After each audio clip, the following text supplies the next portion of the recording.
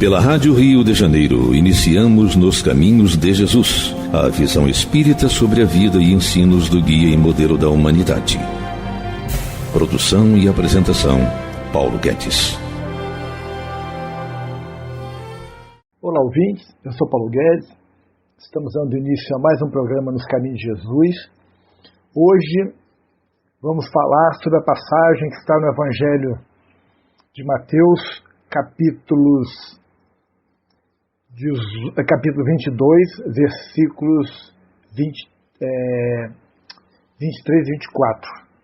Então vamos estudar a passagem de hoje para que a gente possa realmente, que é referente à ressurreição dos mortos, aquela pergunta que os saduceus fazem a Jesus sobre a ressurreição dos mortos, que eles falam da questão de uma viúva que casa com o irmão, e eram 7 irmãos, e vai morrendo um por um, sem deixar descendentes. Aí eles perguntam que na ressurreição dos mortos, com quem que a viúva ficará? Então, é essa pergunta.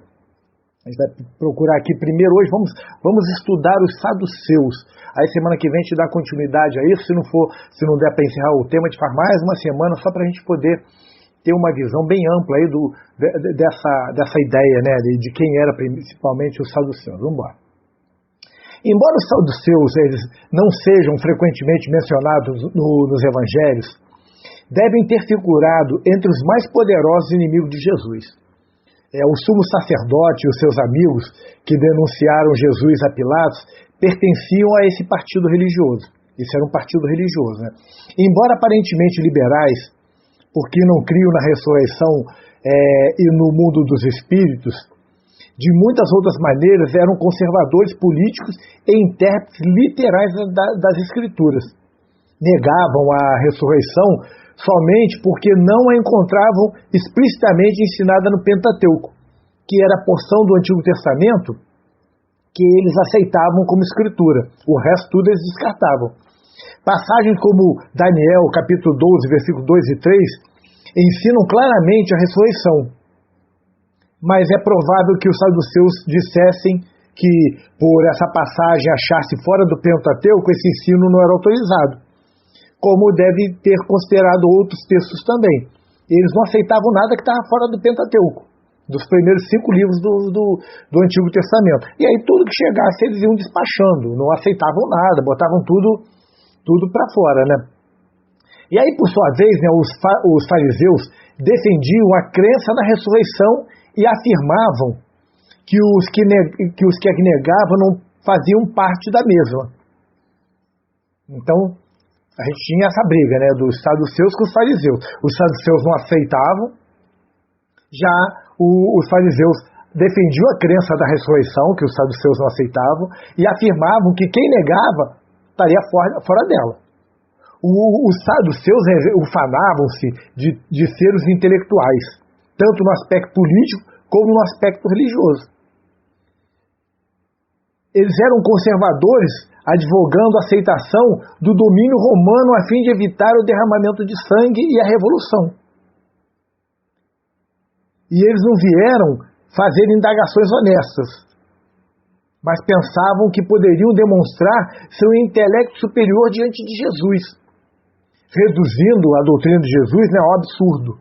Essa é a ideia que estavam tentando ser bons filósofos, algo parecido com o que Sócrates costumava fazer, confundindo, né, e esmagando os seus oponentes, mostrando como eram basicamente ignorantes. Era uma tática de debate de Sócrates. Eles vieram tentar usar isso com Cristo, né? Só que se deram mal. Não contavam, né? Eles não tinham noção da grandeza espiritual do Cristo e da sabedoria que o Cristo trazia, né? E isso fez com que eles ali de cara entrassem numa discussão tentando, né, desacreditar o Cristo, né, querendo provar, né, que tudo que Jesus falava era absurdo e que eles eram os bambambãs, os que entendiam de tudo. E aí Jesus, a gente vai ver isso no decorrer do nosso estudo, somente semana que vem e na outra, se for preciso, a gente vai ver a resposta de Jesus, que Jesus começa a mostrar para eles o grande conhecimento que tinha e que eles, na verdade, não tinham grandes conhecimentos, né? Os saduceus, né, e assim, se o ponto de vista mantido pelos fariseus demonstrava que eles criam na ressurreição literal, já os saduceus rejeitavam essa ideia, juntamente com outras doutrinas que envolvem o sobrenatural, como a existência e a sobrevivência da alma, a existência dos espíritos. A gente pode ver isso lá no Atos dos Apóstolos, no capítulo 23, versículo 8. E lá tem uma passagem que vai nos mostrar isso. E ao negarem a existência dos espíritos, eles naturalmente negavam a existência dos anjos, né, dos espíritos superiores em si. Para os saduceus, esse furto da substância das ideias metafísicas não era demonstração de liberalismo, conforme é ensinado atualmente, né? Mas, em realidade, parecia-lhes evidência do conservadorismo, uma vez que a base dessa negação era o fato de que eles aceitavam como escritura somente o Pentateuco, somente o que foi só o início, só ali de Moisés. E o que ali não fosse claramente expresso era rejeitado por eles. Eles eram, nesse ponto, extremamente conservadores. As doutrinas dos espíritos, dos anjos, da ressurreição, da imortalidade, são geralmente demonstradas em livros posteriores do Antigo Testamento, e não no Pentateuco. E como é óbvio, né, em nossos dias, no Novo Testamento. E claro, a gente tem todo o arcabouço da doutrina espírita, que são o Pentateuco kardeciano e todas as obras complementares que mostram aí a questão, principalmente dos espíritos, e a gente não fala, no nosso caso, em ressurreição, sim em reencarnação. Mas a gente vai observando, né, como esse tema no Antigo Testamento, no Pentateuco, nos 5 primeiros livros, não tem basicamente nada sobre isso. Daí em diante, sim, começam os profetas a trazer sobre isso. E claro, o Novo Testamento está repleto desse tipo de informação, e posteriormente a gente foi receber no século XVIII a doutrina espírita, que é o Consolador prometido por Jesus, que vem nos falar claramente sobre esses temas. Seguindo aqui, vamos lá. Essa posição conservadora dos saduceus também aplicava-se às questões políticas. Eles não ficavam só nas questões religiosas. Provavelmente não estavam satisfeitos com o domínio romano, mas ansiavam por preservar a paz, mais especialmente porque faziam parte das classes de proprietários de terras, e boa parte das riquezas da nação estava em suas mãos. Eles tinham algum interesse. Eles eram proprietários, eram aquinhoados, tinham dinheiro, tinha toda aquela toda a vantagem que os romanos permitiam que eles tinham. Então, claro que eles não iam nunca se opor aos romanos, né? E eles não desejavam perturbar essa condição que eles tinham, de forma alguma. Qualquer revolução poderia ser que o romano confiscasse tudo, e aí eles perderiam o dinheiro que tinham, né, o poder que tinham, o patrimônio que tinham, né. Segundo sua estimativa, eram conservadores na política e na religião. Essa é uma das razões, gente, porque temiam a Jesus, já que nas controvérsias mais doutrinárias, Jesus tendia a tomar partido com os mais liberais fariseus. Mas Jesus também representava uma possível, né, revolta política. Pelo menos muitos rumores dessa natureza circulavam a seu respeito, o que não era verdade.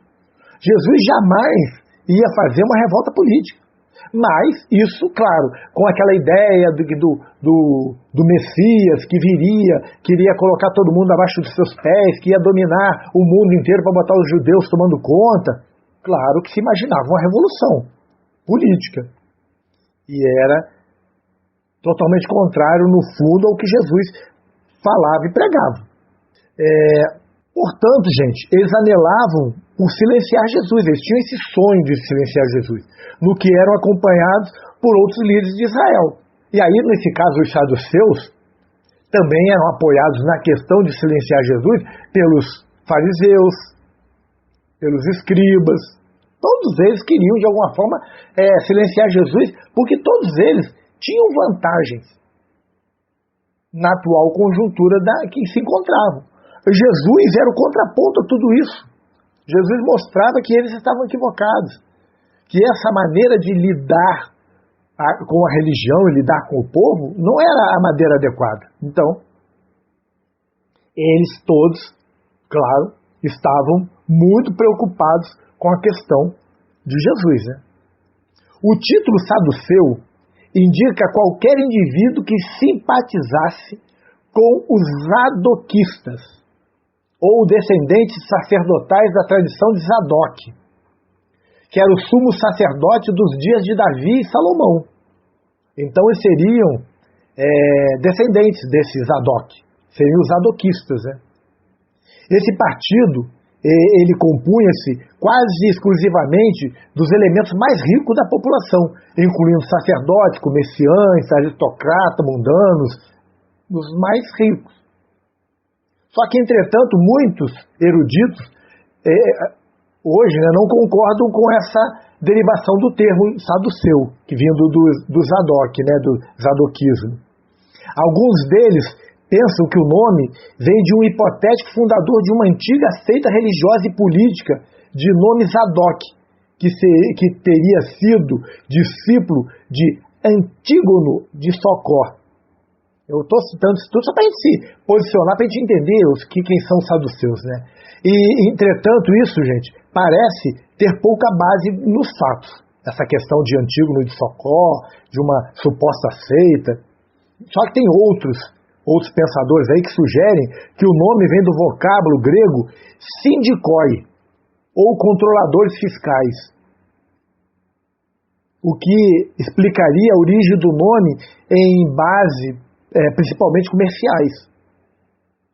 Outros creem que vem da palavra sadik, que significa justo, o que significaria que essa ordem estaria ligada às origens religiosas. Então, a gente tem várias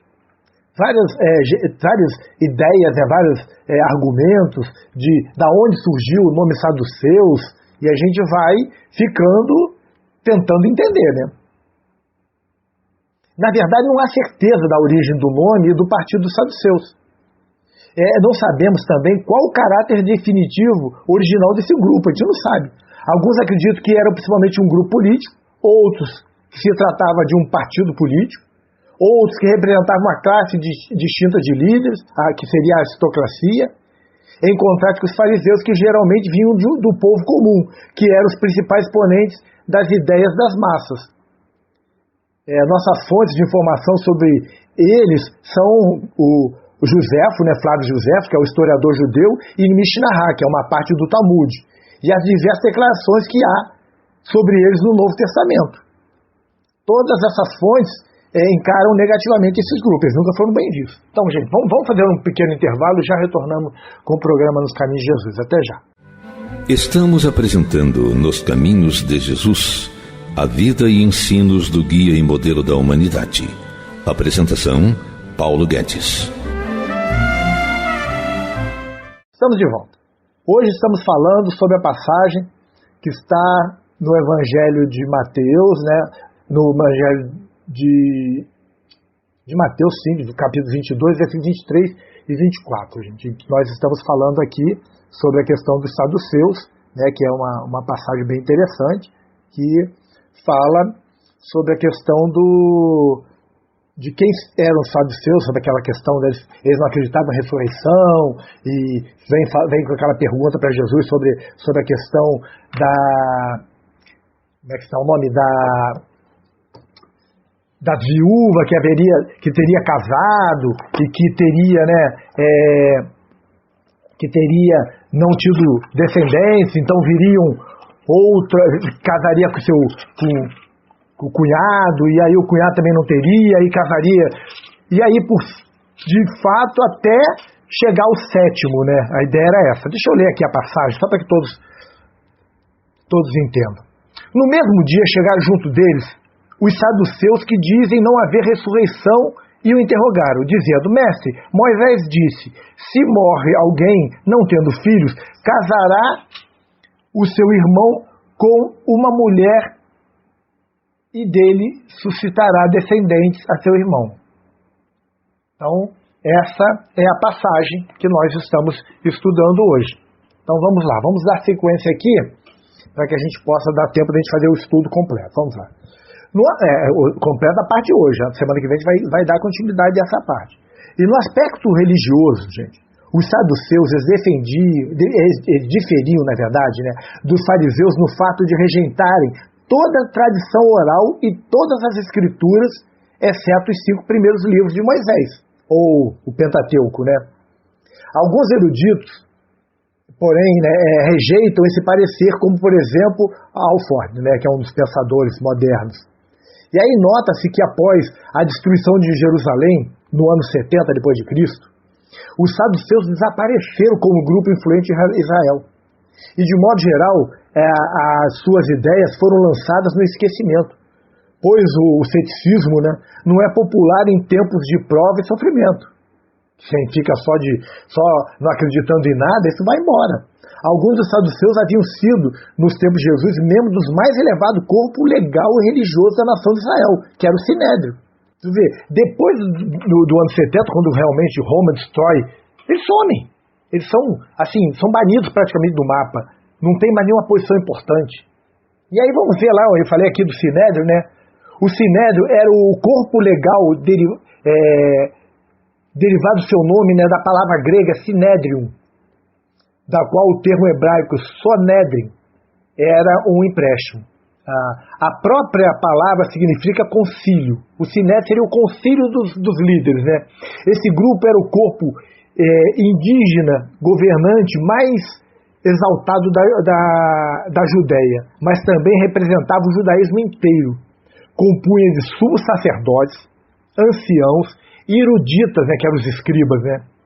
E se reuniam sob a presidência do sumo sacerdote. Então, para a gente entender aqui, hoje vai ser uma parte mais histórica, né? mais de esclarecimento de coisas importantes, de palavras mais chaves, né? Na qualidade de anciãos e sacerdotes, os saduceus formavam parte desse corpo. E nos tempos de Jesus eram os elementos mais poderosos, uma vez que a família do sumo sacerdote pertencia a esse grupo. Olha só, o sumo sacerdote era um saduceu. A maioria dos abusos praticados no templo, tal como o comércio altamente desenvolvido e torpe, né, que ali se via, foram criados pelos saduceus. Olha só, os saduceus eles criaram, inclusive, o comércio, eram muito gananciosos, né? E o Sinédrio era a autoridade final em questões tanto religiosas como civis. E só não eram acatados quando usurpavam os direitos do governo romano. O poder deles ia até o ponto que eles chegavam ao direito do poder romano, e aí do governo romano, eles tinham que parar. Eles não tinham, por exemplo, a autoridade para executar pena de morte. Pelo que também, quando queriam que tal sentença fosse executada, eles precisavam, né, da autorização das autoridades romanas. Foi o que eles fizeram com Jesus, levando Jesus a Pilatos. O número de membros do Sinédrio era geralmente de 70 integrantes, havendo, né, evidências de que havia 2 desses tribunais. Um que tratava das questões civis e judiciais e outro que cuidava das questões religiosas. Embora não possamos, né, a gente não tem certeza disso. Isso é o que fica, né, o que a tradição fala, mas a gente não tem nenhuma certeza absoluta disso. Que existiam 2 tribunais, né, um para questões civis e judiciais e outro só para questão religiosa. Tem uma lógica, mas assim, a gente não pode cravar e dizer, não, era exatamente isso, porque a gente não tem prova disso. E aí o autor, né, desse evangelho, Mateus, ele não se preocupa em explicar as doutrinas dos saduceus, embora o seu evangelho tenha sido escrito primariamente para os leitores judeus, que podiam entender as implicações das narrativas que ele contava sobre os encontros entre os judeus e os saduceus. Jesus não pertencia a nenhum partido religioso ou político, gente. E por isso mesmo era alvo de todos os partidos e facções existentes ali em Israel. Ele não pertencia a nenhuma deles.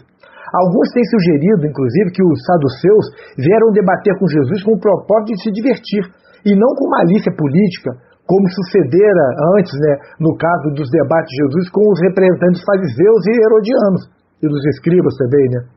Os saduceus teriam vindo com Jesus a fim de exibir o absurdo da doutrina da ressurreição, Crença essa que Jesus defendia em comum com os fariseus. Jesus falava da ressurreição, mas ele falava, na verdade, com foco em reencarnação. Usaram de uma antiga e proverbial história que deve ser empregada por muitas vezes, talvez para a consternação dos fariseus, que é a história da viúva, né? A resposta dada por Jesus envolve pelo menos 2 elementos. A despeito de toda a sua sabedoria terrena e de seu prestígio como intelectuais da sociedade, os saduceus pouco compreendiam do poder de Deus, que pode ressuscitar novamente os mortos à vida, ou fazer com que eles reencarnem.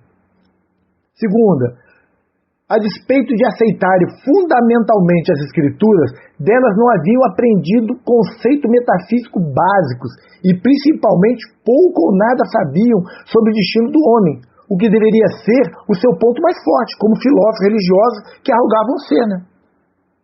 Eles não compreendiam que a vida é essencial aos propósitos de Deus e que os mortos, se realmente fossem extintos, não poderiam fazer parte desse propósito, pois Deus é Deus de vivos e não Deus dos mortos, e que a morte é fictícia, é morte só do corpo. Talvez, do modo indireto, dentro da informação dada, Jesus tenha aludido à natureza dessa existência, a qual não envolve as instituições humanas ordinárias, como as conhecemos, como o matrimônio, por exemplo. Paulo revelou essa existência espiritual, que essa existência espiritual será mais elevada que a existência dos anjos, porquanto possuiremos mais inteligência, poder e domínio do que eles, como o corpo de Cristo, o qual preenche tudo e todos, e seremos a sua plenitude. Isso está em Efésios, capítulo 1. Vamos lá. E aí esse versículo sobre a questão do casamento faz referência à versão da Septuaginta, quanto a Deuteronômio, capítulo 25, versículos 5 e 6, a chamada lei do casamento levirato, que foi pela primeira vez exposta em Gênesis, capítulo 38, versículo 8, cujo propósito era certificar que um homem falecido teria descendência que levasse avante a herança da família e impedisse que fosse absorvida por outras famílias. Os textos de Deuteronômio, capítulo 25, versículo 7 a 10, e Ruth, capítulo 3, versículo 9 a 4 e versículo 12, mostram que essa lei passou por alguma revisão e mudança. A Ibamonte, na Mishnah, trata desse último desenvolvimento. A gente pode ver isso lá no Talmud, e a Gemara, em Mateus capítulo 15, versículo 2. Então a gente vai observando aqui o crescimento disso tudo, né? O desígnio dos saduceus era o de mostrar, pela própria lei, isto é, pelos livros que eles aceitavam como autoridade religiosa, que seria o Pentateuco só, que a doutrina da ressurreição deveria ser encarada como absurda. A lei criara a necessidade de a viúva casar-se com seu cunhado, quando o primeiro marido dela tivesse morrido sem filhos, a fim de preservar o nome da família e os direitos de herança. E aí, não obstante, havia a possibilidade de surgirem casos complexos, se os casamentos terrenos tivessem de ter seus paralelos no céu. E aí, provavelmente, os fariseus ensinavam que existe esse paralelismo, e isso abria caminho para a aplicação do argumento dos saduceus. Não se seguia daí que o matrimônio celestial deveria ter origem em algum casamento terreno, mas essa era a suposição de que os saduceus evidentemente desprendiam das explicações sobre o matrimônio, dadas pelos mestres da tradição farisaica. Eles ficavam ali lutando, tentando de alguma forma desacreditar, porque eles falavam assim, o casamento terreno não pode ser replicado no casamento espiritual, lá no celestial, no céu. Porque se acontecesse isso de uma viúva, ela não ter, o marido morrer, ela não ter tido filho, e aí houvesse a necessidade de o casamento com o cunhado, e aí quando fosse para o céu, quem seria o marido? O primeiro ou o segundo? Ou se tivesse outro caso, terceiro, no caso que se fala de 7, quem seria? Então, Jesus ele vai dar uma resposta muito legal sobre isso, que nós vamos ver semana que vem. Semana que vem estaremos juntos para dar sequência a isso. Então, vamos ficando por aqui, que Jesus nos abençoe. Até amanhã, se Deus quiser. Até amanhã não, desculpa, até semana que vem, se Deus quiser. A Rádio Rio de Janeiro apresentou Nos Caminhos de Jesus, a visão espírita sobre o guia e modelo da humanidade. Produção e apresentação, Paulo Guedes.